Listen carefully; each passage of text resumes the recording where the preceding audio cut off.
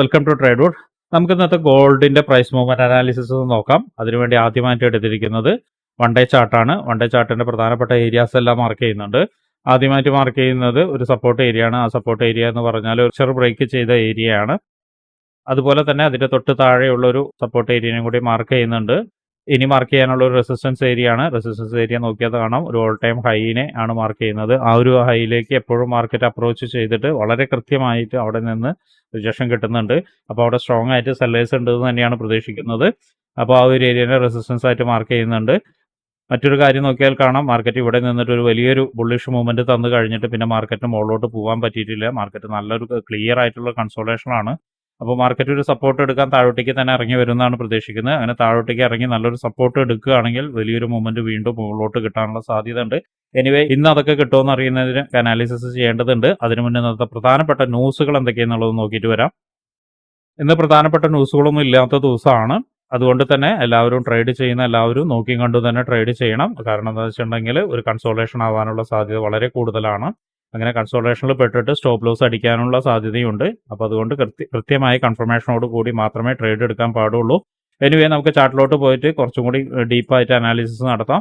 അതിനു വേണ്ടിയിട്ട് 4 ഹവറിലേക്കാണ് പോകുന്നത്.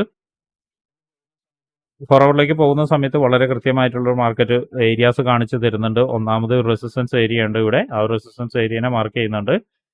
രണ്ടാമത് അതിന് തൊട്ട് താഴെ ഒരു ഇംബാലൻസ് ഉണ്ട്. ആ ഇംബാലൻസിനെയും മാർക്ക് ചെയ്യുന്നുണ്ട്. പിന്നെ നോക്കുകയാണെങ്കിൽ ഈ ഒരു ക്യാൻഡിലിന് താഴെയുള്ള ഒരു സപ്പോർട്ട് ഏരിയ ആണ്. ആ സപ്പോർട്ട് ഏരിയനെ മാർക്ക് ചെയ്യുന്നുണ്ട്. അതുപോലെ തന്നെ അതിന്റെ താഴെ നമ്മളൊരു വൺ ഡേ ചാർട്ടിൽ മാർക്ക് ചെയ്തിട്ടുണ്ട്, സപ്പോർട്ട് മാർക്ക് ചെയ്തിട്ടുണ്ട്. ഇനി നമുക്ക് നോക്കാനുള്ളത് എൻട്രി സാധ്യതകളെ കുറിച്ചാണ്. 4 ഹവറിന്റെ എൻട്രി സാധ്യത എന്ന് പറയുകയാണെങ്കിൽ മാർക്കറ്റ് ഒന്ന് മുകളിലോട്ട് കയറി ഇംബാലൻസിൽ കയറിയിട്ട് ഒരു കൺഫർമേഷൻ കിട്ടുകയാണെങ്കിൽ നമുക്ക് അവിടെ നിന്നിട്ട് ഒരു സെൽ എൻട്രി ഉണ്ട്. ആ സെൽ എൻട്രിയുടെ ആദ്യത്തെ ടാർഗറ്റ് എന്ന് പറയുന്നത് ഇതിന് താഴെ വയ്ക്കാം. രണ്ടാമത്തെ ടാർഗറ്റ് എന്ന് പറയുന്നത് ഇവിടേക്ക് എത്താം. മൂന്നാമത്തെ ടാർഗറ്റ് എന്ന് പറയുന്നത് സപ്പോർട്ടിലായിരിക്കാം. ഇത് 4 ഹവറിന്റെയാണ്. കുറച്ചുകൂടി മുകളിലോട്ട് പോവുകയാണെങ്കിൽ മാർക്കറ്റ് ഈ ഏരിയയിൽ നിന്ന് ഒരുപക്ഷെ ഒരു എൻട്രി കൂടി തരാനുള്ള സാധ്യതയുണ്ട്. അപ്പോൾ അങ്ങനെ വരികയാണെങ്കിൽ ഇവിടെ എന്തെങ്കിലും പാറ്റേണോ മറ്റോ ക്രിയേറ്റ് ചെയ്തിട്ടാണ് മാർക്കറ്റ് മുകളിലോട്ട് പോകുന്നുണ്ടെങ്കിൽ ആ പാറ്റേണിലേക്ക് മാത്രം ടാർഗറ്റ് വെക്കുക, താഴോട്ടേക്ക് ഇറക്കാതിരിക്കുക. കാരണം ഇന്നൊരു കൺസോളേഷൻ ഡേ ആവാതിരിക്കാനാണ് സാധ്യത. ഇത് നമുക്ക് കുറച്ചും കൂടി ചെറിയ ടൈം ഫ്രെയിമിലേക്ക് പോയിട്ട് എൻട്രി സാധ്യതകളെ കുറിച്ച് ഒന്നുകൂടി നോക്കാം. 1 ഹവറിലേക്ക് പോകുന്ന സമയത്ത് നേരത്തെ 4 ഹവറിൽ പറഞ്ഞ പോലെ തന്നെ ആ ഒരു ഏരിയയിലേക്ക് ഇംബാലൻസ് ഏരിയയിലാണ് മാർക്കറ്റ് നിൽക്കുന്നത് അല്ലെങ്കിൽ അപ്രോച്ച് ചെയ്യുന്നത്. അപ്പോൾ കുറച്ചും കൂടി മുകളിലോട്ട് പോയി കഴിഞ്ഞാൽ വീണ്ടും താഴോട്ടേക്ക് തന്നെ വരുമെന്നാണ് എക്സ്പെക്ട് ചെയ്യുന്നത്. ടാർഗറ്റിനൊന്നും മാറ്റം വരുന്നില്ല.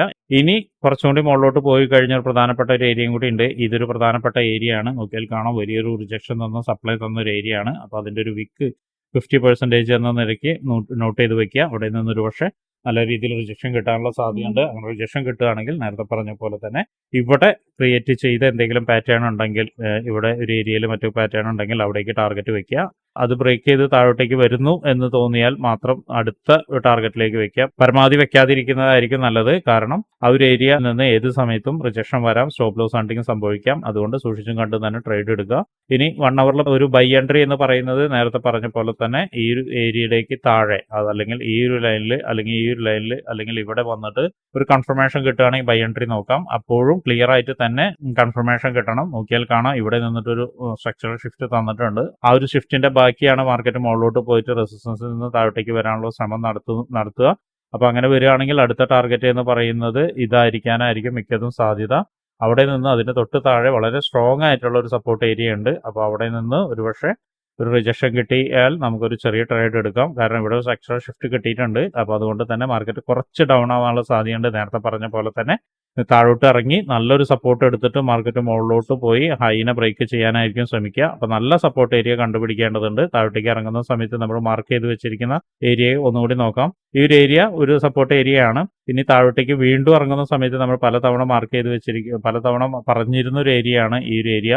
ഈ ഒരു ഏരിയയും നല്ലൊരു സ്ട്രോങ് ആയിട്ടുള്ള ഏരിയ ആണ്. അപ്പോൾ ഇവിടേക്ക് വരുന്ന സമയത്ത് ഒരുപക്ഷെ മാർക്കറ്റിന് നല്ല സപ്പോർട്ട് കിട്ടും. ആ സപ്പോർട്ടിൽ നിന്ന് മാർക്കറ്റ് മുകളിലോട്ട് പോകാനുള്ള സാധ്യത ഉണ്ട്. ഒരുപക്ഷെ അത് ഇന്ന് സംഭവിക്കണം എന്നില്ല. കാരണം നേരത്തെ പറഞ്ഞ പോലെ തന്നെ വലിയൊരു കൺസോൾട്ടേഷൻ ആണ് നടന്നുകൊണ്ടിരിക്കുന്നത്. ആ ഒരു കൺസോൾട്ടേഷൻ ബ്രേക്ക് ചെയ്ത് താഴോട്ടേക്ക് ഇറങ്ങി ഒരു സപ്പോർട്ട് എടുക്കാൻ വേണ്ടിയിട്ട് ഒരുപക്ഷെ ഇന്ന് നടന്നൊന്നും വരില്ല. ന്യൂസുകളോ മറ്റോ കാര്യങ്ങളൊന്നും അതിനെ സപ്പോർട്ട് ചെയ്യാനില്ല. എനിവേ, ട്രേഡ് എടുക്കുന്ന ആളുകളെല്ലാം ശ്രദ്ധിച്ച് കണ്ട് ട്രേഡ് എടുക്കുക. ഇനി നമുക്ക് 50 മിനിറ്റ്സിലോട്ട് പോയിട്ട് എന്തെങ്കിലും എൻട്രി പോയിന്റുകൾ ഉണ്ടോ എന്നൊന്ന് നോക്കാം. 15 മിനിറ്റ്സിലോട്ട് പോകുന്ന സമയത്ത് എൻട്രി പോയിന്റ് വിസിബിൾ ആയിട്ട് കാണുന്നുണ്ട്. ആദ്യത്തെ എൻട്രി പോയിന്റ് എന്ന് പറയുന്നത് ഈ ഒരു ഇംബാലൻസ് ഏരിയ ആണ്. പിന്നെ അതിന് തൊട്ട് മുകളിൽ വീണ്ടും ഒരു ഇംബാലൻസ് ഉണ്ട്. പക്ഷേ ഇത്തിരി കൂടി ക്ലാരിറ്റിയോട് കൂടി കിട്ടുന്ന എൻട്രി ഏതൊരു പക്ഷേ ഇതായിരിക്കാം. ഇവിടെ അപ്രോച്ച് ചെയ്യുന്ന സമയത്ത്, അതായത് ഈ ക്യാൻഡിലിന്റെ വിക്കിലോ അല്ലെങ്കിൽ ബോഡിയിലോ അപ്രോച്ച് ചെയ്യുന്ന സമയത്ത് ഒരു ക്ലിയർ ആയിട്ടുള്ള കൺഫർമേഷൻ കിട്ടുകയാണെങ്കിൽ നിങ്ങൾക്കൊരു സെൽ എൻട്രി എടുക്കാം. സെൽ എൻട്രി എടുക്കുന്ന സമയത്ത് സൂക്ഷിക്കണം. കാരണം നേരത്തെ പറഞ്ഞ പോലെ എന്തെങ്കിലും പാറ്റേൺ ക്രിയേറ്റ് ചെയ്തിട്ടാണ് മാർക്കറ്റ് മുകളിലോട്ട് പോകുന്നുണ്ടെങ്കിൽ ആ പാറ്റേണിലേക്ക് മാത്രം ടാർഗറ്റ് വെക്കുക. ഇല്ല, ഇങ്ങനെ പതുക്കെ ബിൽഡ് ചെയ്ത് പോവുകയാണെങ്കിൽ നോക്കുക, മാർക്കറ്റ് ഒരു ക്ലിയർ ആയിട്ട് കൺഫർമേഷൻ കിട്ടുകയാണെങ്കിൽ മാർക്കറ്റിന് ഇവിടം വരെ ടാർഗറ്റ് വെക്കാനുള്ള സാധ്യത കാണുന്നുണ്ട്. അപ്പോൾ ആ സാധ്യതയെ യൂട്ടിലൈസ് ചെയ്യാൻ ശ്രമിക്കുക. അപ്പോഴും പറയുന്ന ഒരു കാര്യം എന്തെന്ന് വെച്ചിട്ടുണ്ടെങ്കിൽ വലിയൊരു ടാർഗറ്റിന് ശ്രമിക്കാതിരിക്കുക. കാരണം ഓരോ തവണയും മാർക്കറ്റ് രണ്ട് സൈഡിലേക്കും സ്ലോ മൂവ്മെന്റ് ആയിരിക്കും തരുന്നുണ്ടാവുക. അപ്പോൾ ആ സ്ലോ മൂവ്മെന്റിൽ സ്റ്റോപ്പ് ലോസ് ഹണ്ടിങ്ങിന് സാധ്യത വളരെ കൂടുതലാണ്. ഇനി ബൈ എൻട്രി നേരത്തെ പറഞ്ഞ പോലെ തന്നെ താഴോട്ടേക്ക് ഇറങ്ങി നമുക്ക് നോക്കാവുന്നതാണ്. ആ ഒരു ഏരിയ മാത്രം മാർക്ക് ചെയ്ത് വെക്കുക, എന്നിട്ട് ആ സമയത്ത് വരുന്നത് പോലെ തന്നെ ചെയ്യുക. ഇനി അതുപോലെ തന്നെ മറ്റൊരു കാര്യം സൂചിപ്പിക്കാനുള്ളത്, കൺസോൾട്ടേഷൻ ആണെങ്കിൽ പോലും ട്രേഡ് റൂട്ടിന്റെ സ്ട്രാറ്റജി ചെറിയ ടൈം ഫ്രെയിമിൽ വർക്ക് ആവാനുള്ള സാധ്യത വളരെ കൂടുതലാണ്. അപ്പോൾ അതുകൊണ്ട് എല്ലാവരും ട്രേഡ് റൂട്ടിന്റെ സ്ട്രാറ്റജി നോക്കിയിട്ട് ട്രേഡ് എടുക്കാൻ ശ്രമിക്കുക. അതുപോലെ തന്നെ സ്ട്രാറ്റജി വെച്ചിട്ട് ട്രേഡ് എടുക്കുമ്പോൾ സ്റ്റോപ്പ് ലോസ് വളരെ ക്ലിയർ ആയിട്ട് വെക്കുക. 1-2 സ്റ്റോപ്പ് ലോസ് അടിച്ചിട്ടുണ്ടെങ്കിൽ ട്രേഡ് സ്റ്റോപ്പ് ചെയ്യാൻ ശ്രമിക്കുക. റിവെഞ്ച് ട്രേഡ് എടുക്കാതിരിക്കുക. അങ്ങനെ പല കാര്യങ്ങളും നോട്ട് ചെയ്തിട്ട് വേണം ട്രേഡ് എടുക്കാൻ. ഇങ്ങനെയുള്ള പല കാര്യങ്ങളും നോട്ട് ചെയ്യാനും അതുപോലെ തന്നെ പഠിക്കാനും താല്പര്യമുള്ള ആളുകൾ ആരെങ്കിലും ഉണ്ടെങ്കിൽ അതിനുവേണ്ടി ഈ വീഡിയോയുടെ ഡിസ്ക്രിപ്ഷനിൽ കാണുന്ന വാട്സപ്പ് കമ്മ്യൂണിറ്റിയിൽ ജോയിൻ ചെയ്യുക. അപ്പോൾ എല്ലാവർക്കും നല്ലൊരു പ്രോഫിറ്റബിൾ ഡേ ആവട്ടെ എന്ന് ആശംസിക്കുന്നു.